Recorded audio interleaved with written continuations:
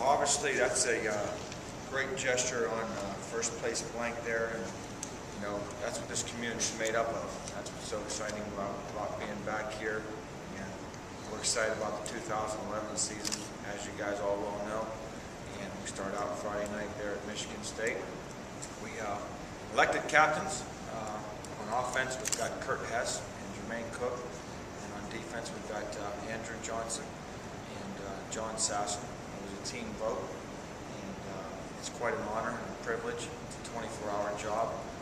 We talked to those young men about that. And, it's a role that they have. And I told them that this is their team, and they need to lead us on and off the field at night, during the day, in the middle of the day, going to class, study hall, those type of things. And you need to accept that responsibility. Probably the most encouraging thing for the staff and myself is there was probably 8 to 9 guys that were worthy of quite a few votes.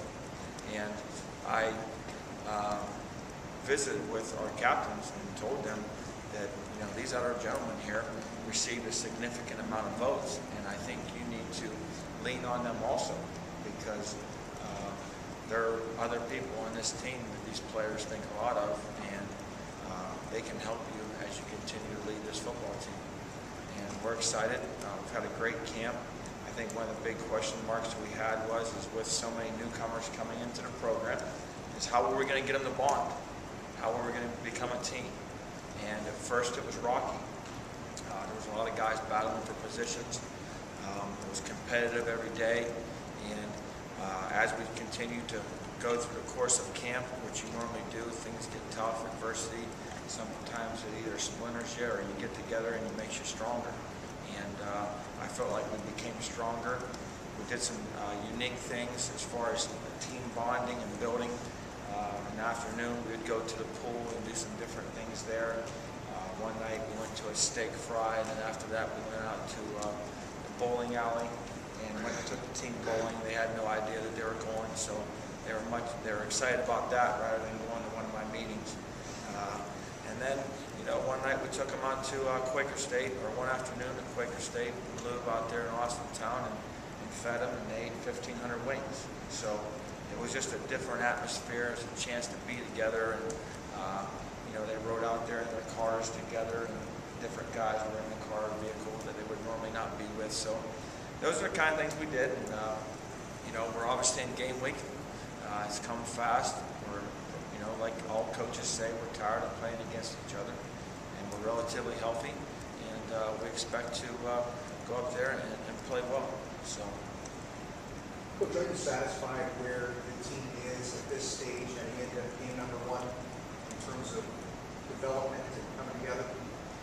I feel like offensively we're probably pretty close as far as just from a rep standpoint. The more reps you have, a lot of people say it takes 1,000 repetitions.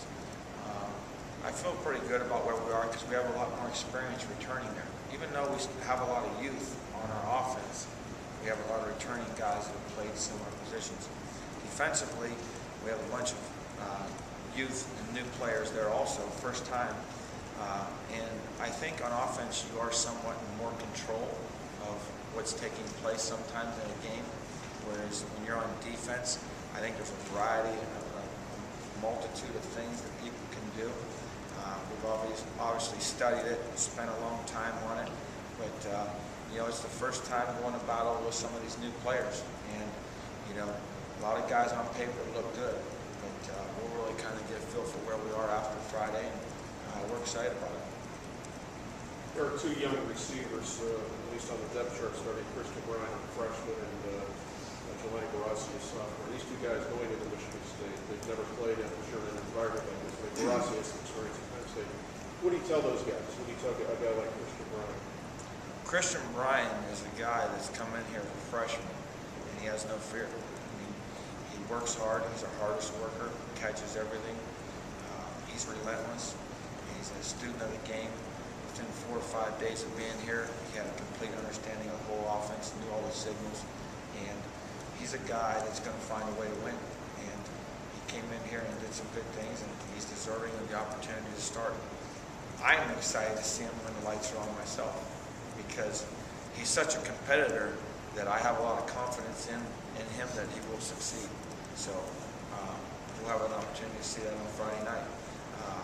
You know, obviously Giovanni's a guy that had to sit out last year. He hurt his knee during camp. So he's a guy that we had to redshirt, and he has a ton of potential. He's worked hard. He's had a great summer, and he's really bought in, and he's a big target. So we expect him to play well, and it'll be the first time he has not played. He told me today since the North Dakota State game when you guys were at North Dakota State 2 years ago, or a year and a half ago. Coach, can you talk a little about the secondary? You got just one guy back, and he's switching positions, and what you expect from him? Well, Donald had to make the move last year as safety because we know we had injuries. But Donald's more suited to be a corner. He'll play the corner position there. And then the other corner position, we have Devontae Davis. And then we have some other young kids backing those guys up. Devontae obviously is a freshman, and he's had a good camp. It'll be interesting to see how he plays when the lights come on for the first time. Back in the secondary, Josh Garner has done some really good things and probably exceeded my expectations. He's filled out. Coach Cochran, our strength coach, has done a great job with the development of our players. And I can see a difference in Josh and his confidence level and his overall understanding of what we're asking him to do schematically, defensively, and where his fit is. And then, we got Jeremy Edwards. It's a kid that we recruited, and he's from Compton, California, and this is his opportunity. He has 2 years to play here. He's a really good football player. He has, his football intelligence is something that you can't coach sometimes. Some guys just get it. One time you say it to them, they get it. And I think he has a chance to be a special player if he stays healthy. I think he'll have a great career here at YSU. Coach, on paper, obviously the Big Ten is the Big Ten. Some people would view it as a mismatch out there in the media and the public. What do you tell your guys so that they don't go in with that type of an attitude, an underdog? Do they relish that? Well, there's a fine line there. You can build this game up to be something big, and then there's a pitfall there if you don't play well. Last year, what I talked to our players about was just go out and execute the game plan. Play like you're capable of. Last year all the talk was can you score a touchdown against a BCS team? That was the big talk. Can we score with them? But now I understand. We played 2 quarters of football, just okay. I would like to see us play 4 quarters of football.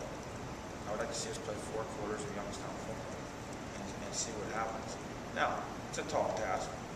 We know when you play a team that's superior to you, you have a low margin of error. And that's with any team.